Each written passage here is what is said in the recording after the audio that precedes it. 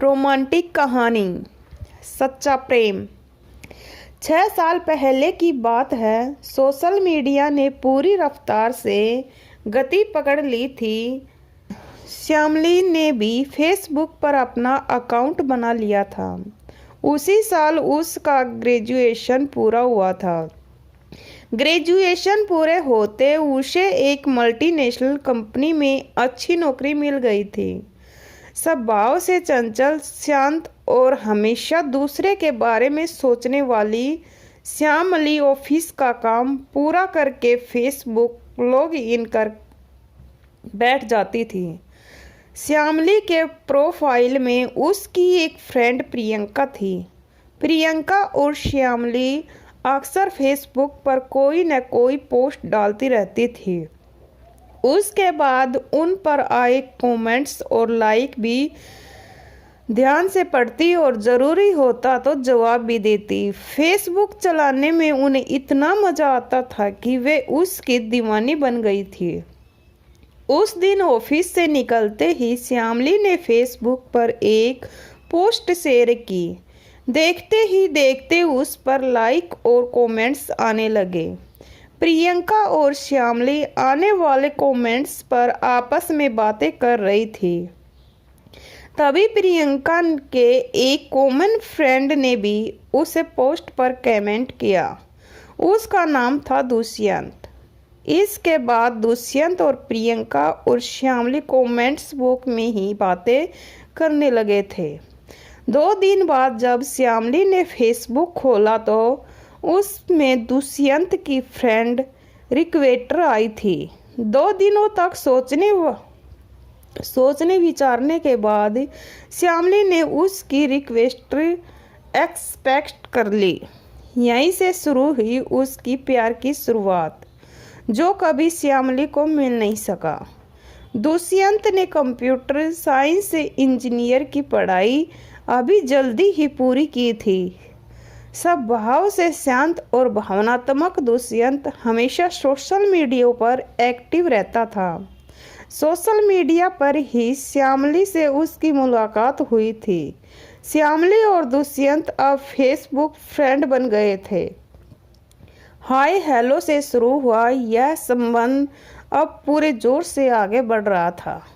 Morning shift होने की वजह से दुष्यंत सुबह जल्दी 5 बजे ही उठ जाता था और उठने के साथ ही वह श्यामली को गुड मॉर्निंग का मैसेज भेजता था। यह उसका रोजाना का नियम बना था। दुष्यंत की सुबह श्यामली को मैसेज भेजने के साथ ही शुरू होती थी। इसके बाद श्यामली के मैसेज के इंतजार में उसका आधा दिन बीत जाता। उसे श्यामली अच्छे लगने लगी। किसी न किसी बहाने वह उससे बात करने का मौका खोजता रहता था। वह यही सोचता था कि श्यामली कब ऑनलाइन हो और वह उसे मैसेज करे।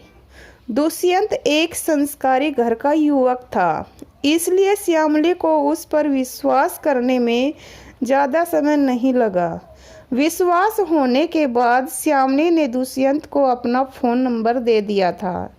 वैसे तो श्यामली आज के ज़माने की आधुनिक लड़की थी, फिर भी वह खुद को इस आधुनिक ज़माने में दूर रखती थी, क्योंकि उसे पता था कि सोशल मीडिया पर दुनिया भर के गलत काम भी होते हैं। दुष्यंत को उसने 1 महीने तक परखा था। उसके बाद उसने उसे दोस्त के रूप में दिल से स्वीकार किया था। बाकी तो उसे कोई लड़का पसंद ही नहीं आया।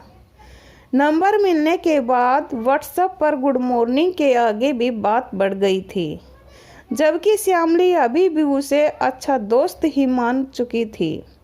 दुष्यंत तो श्यामली के ही सपनों में दिन रात खोया रहता था। इसके बावजूद दुष्यंत कभी श्यामली से अपने प्यार का इजहार नहीं कर सका था। दूसरी ओर दुष्यंत के स्वभाव से प्रभावित हो कर श्यामली के मन में भी उसके लिए प्रेम का बीज अंकुरित होने लगा था। पर कोई संस्कारी लड़की कहाँ जल्दी अपने प्यार का इजहार करती है। फिर श्यामली तो वैसे भी अपने मन की बात जल्दी किसी से कहने वाली नहीं है थी। उसी तरह दुष्यंत भी हमेशा सोचता रहता था कि वह अपने मन की बात कैसे श्यामली से कहे। प्यार की बात कहने पर कहीं श्यामली नाराज न हो जाए। पता नहीं वह उसके बारे में क्या सोचती होगी। क्या वह भी उसी की तरह उसे प्यार करती है, या अगर नहीं वह अपने मन की बात उससे कहेगा तो वह कहीं बुरा तो नहीं मानेगी। यही सब सोचते सोचते दिन बीत रहे थे। दुष्यंत हमेशा इसी सोच में डूबा जा रहा था कि आखिर वह क्या करे तो क्या करे, किसी तरह वह श्यामली से अपने मन की बात कहे। आखिर एक दिन उसने हिम्मत कर श्यामली के मन की बात कह दी। श्यामली ने कहा, अरे अरे अभी रुको, अभी तो दूसरा अध्याय बाकी है। दुष्यंत श्यामली से अपने मन की पूरी बात यानी प्रेम का इजहार तो नहीं कर पाया, पर इतना तो जता ही दिया कि वह उसे पसंद करता है। उसने यह भी कह दिया था कि मैं तुम्हें तुम्हारे घर देखने आना चाहता हूँ। तुम अपने मम्मी पापा से कह देना, मैं अपने मम्मी पापा के साथ आऊँगा। इतना कहकर दुष्यंत सपनों की दुनिया में खो गया। आखिर वह घड़ी आई ही गई जब दुष्यंत जाकर श्यामली से आमने सामने मिला। दोनों परिवारों में आपस में बातचीत हुई। श्यामली को भी दुष्यंत अच्छा लगा, पर बॉडीगार्ड जैसा शरीर होने की वजह से श्यामली का पिता को दुष्यंत पसंद नहीं आया। श्यामली एकदम स्लिम और ट्रिम थी। दूसरी ओर 90 किलोमीटर वजन वाले 25 साल के युवक दुष्यंत को श्यामली के पिता ने रिजेक्ट कर दिया। इस बात से दुष्यंत को लगा कि वह श्यामली को पसंद नहीं है, इसलिए श्यामली ने उसके साथ शादी से मना कर दिया। समय समुंदर की लहरों की तरह पूरे जोश से आगे बढ़ रहा था। अब श्यामली और दुष्यंत के बीच बातें कम होने लगी थी। कुछ दिनों में श्यामली की भी शादी हो गई और दुष्यंत को भी जीवन साथी मिल गई थे। दोनों ही अपनी अपनी जिंदगी में बहुत खुश थे।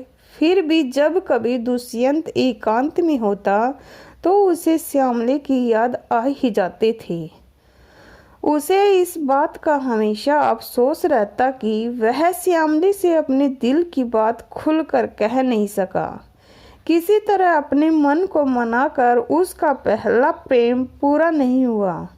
इस दर्द को दिल में छिपाकर अतीत से वर्तमान में आ जाता। पूरे 3 साल बाद अचानक एक मॉल में दुष्यंत और श्यामली की मुलाकात हो गई। दोनों के बीच हाय हेलो हुई। दुष्यंत ने पूछा, कैसी हो श्यामली? मैं तो ठीक हूँ, अपनी बताओ, वह बोली। दोनों ने एक दूसरे के बारे में पूछा।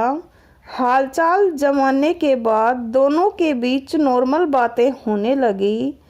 बातचीत करते हुए दोनों अतीत में खो गए। उसी बातचीत में दुष्यंत ने हिम्मत कह दिया कि वह उससे बहुत प्यार करता था और हमेशा करता रहेगा। यह सुनकर श्यामली के पैरों के नीचे से जैसे जमीन खिसक गई। यह बात तो वह 3 साल पहले सुनना चाहती थी, पर उस समय यह बात दुष्यंत नहीं कह सका था। उस समय श्यामली भी इस बात को नहीं समझ सकी थी। दोनों का यह अनकहा प्रेम 3 साल से हृदय में जीवित रहा, पर दोनों ही अपने इस प्रेम को एक दूसरे से कह नहीं सके थे। आज पूरे 3 साल बाद जब दोनों ने अकेले में बात की तो दुष्यंत ने अपने प्रेम का इजहार कर लिया।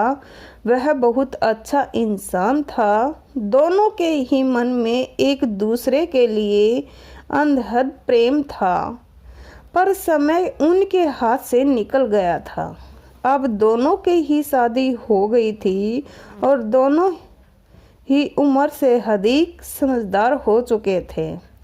दोनों ही अपने जीवन साथी के साथ विश्वासघात करने के बारे में सोच भी नहीं सकते थे, पर दोनों ने एक दूसरे को वचन दिया कि वे जीवन के अंत तक एक दूसरे के संपर्क में बने रहेंगे।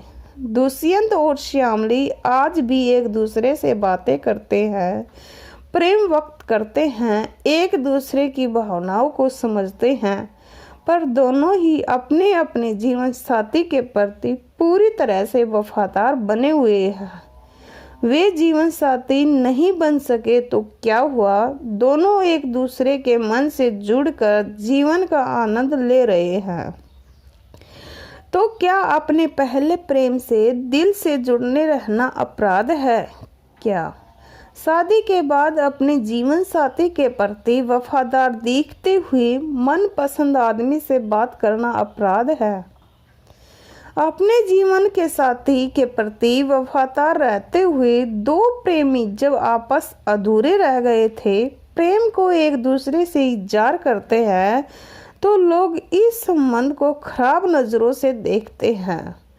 पर दुष्यंत और श्यामली का कहना है कि अगर एक दूसरे से बात करने से दुख कम होता है और खुशी मिलती है, तो इसमें गलत क्या है?